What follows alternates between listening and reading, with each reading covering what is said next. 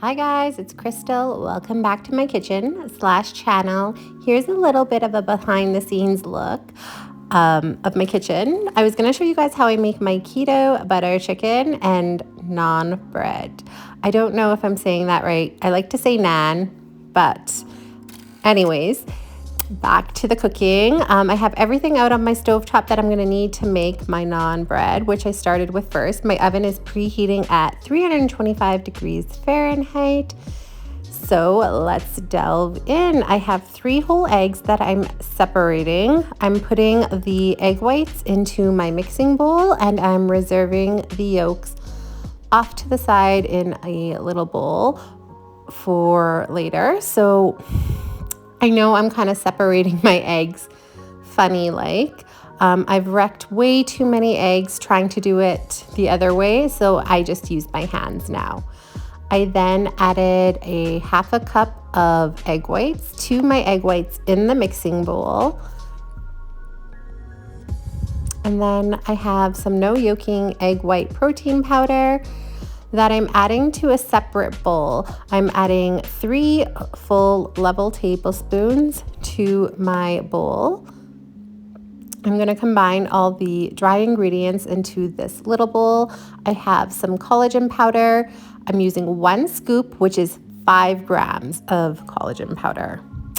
I'm seasoning with onion powder and garlic powder to taste, about a half a teaspoon of each. And then I'm going to add a 1/4 teaspoon of salt and just a pinch of xanthan gum. If you're wanting us to be carnivore, you don't have to add the xanthan gum, but I did. And then a tablespoon of confectioner swerve. Again, if you're wanting carnivore, you would leave that out.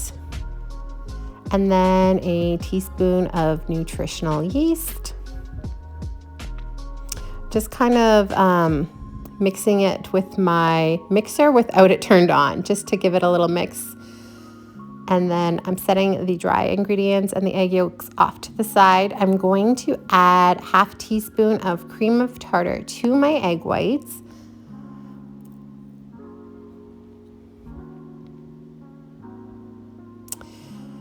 And then I'm going to start mixing on high. I did speed up the video, but I was mixing for about 6 minutes until I got those nice, firm, stiff peaks.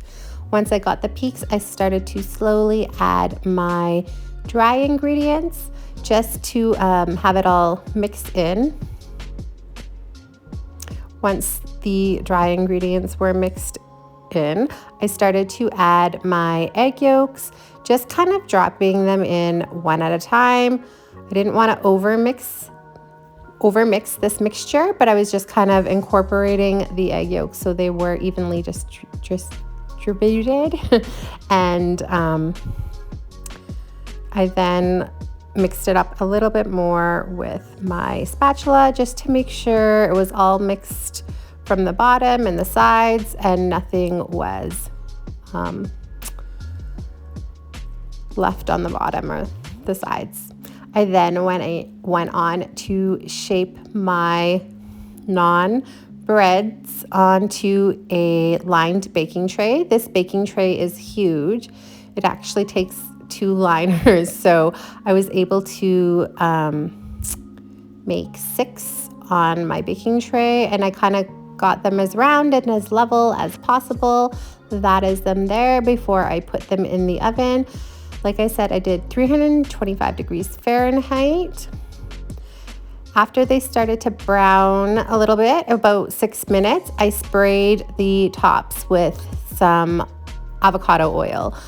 I've also done a egg wash before and butter, but the avocado oil was just easier for me to spray. I did a few minutes and then I flipped them. I just wanted the bottoms to get a little bit brown as well, and I also wanted to spray them with some avocado oil as well. I didn't want any flaky naan breads after they were done, and the avocado oil worked great. Again, you could use melted butter or an egg wash if you didn't want to use avocado oil. I just like the finish it gives the bread. It prevents it from being flaky or crumbly. So there are all my naans.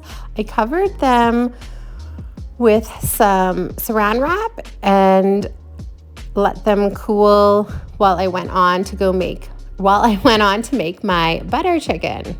So for my butter chicken, I had a huge pack of chicken. There was about 8 in this pack, but I only used 4 for my butter chicken. My kids do not like butter chicken, so those got baked plain, and the butter chicken was for me and my husband. I heated my skillet with some avocado oil and some garlic, and then added the diced chicken. I added a little bit of salt and pepper and started cooking my chicken. So once my chicken was cooked, I added just over a tablespoon of butter. Also, this is my new pan. I found it at HomeSense. I've actually been looking for a pan like this for quite a while and was able to find one. It's ceramic and I love it. I've even made my wraps in it and it works awesome. Then I added some of this A Spice Affair butter chicken. This stuff is awesome. I got it at Winners.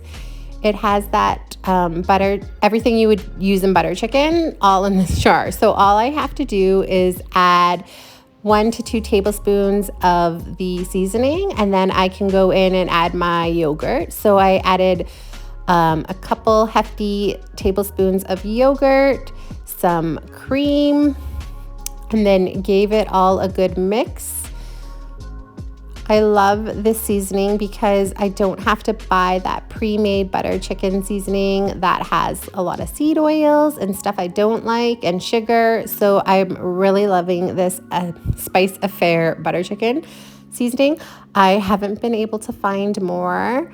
So I'm going to have to see if I can find it online because it works awesome.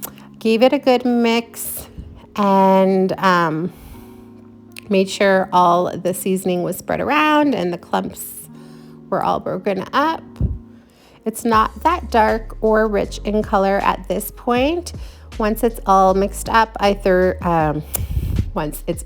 it was all mixed up, I covered it and let it simmer on a low heat for a good 15-20 minutes, and then it was rich in color. It smelled so good. It's too bad you guys couldn't smell through. It's too bad you can't smell through the screen, but you can see it really richened in color.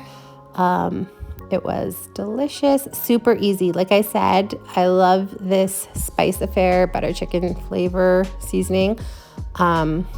I did add my butter chicken to some steamed cauliflower rice. I often get asked what the macros is. I did not track my macros for this. I used a low-fat yogurt and a little bit of cream. This butter chicken seasoning had super clean ingredients. I'll try to zoom in. I don't think you're going to be able to read that. It was turmeric, paprika, a bunch of other things. But as far as the macros, there was 1 carbohydrate. And yeah, I'll definitely be trying to find this online if I can't find it at Winners or HomeSense. But yeah, the yogurt was low fat, the cream, I only used a little bit, and then just a bit of butter. The Keto Naan Bread was PSMF, so really low in fat, really low in carbs. Here I am standing over my pan, testing out the naan bread. I'd already dished out my husband's portion and my portion. So I thought I would just test out the naan bread in front of you guys, and you can see it is so fluffy and soft. I loved this bread. It worked perfect. I'd made some earlier in the summer, some naan bread, and I didn't like it as much as this recipe here. I'll definitely be making this version again.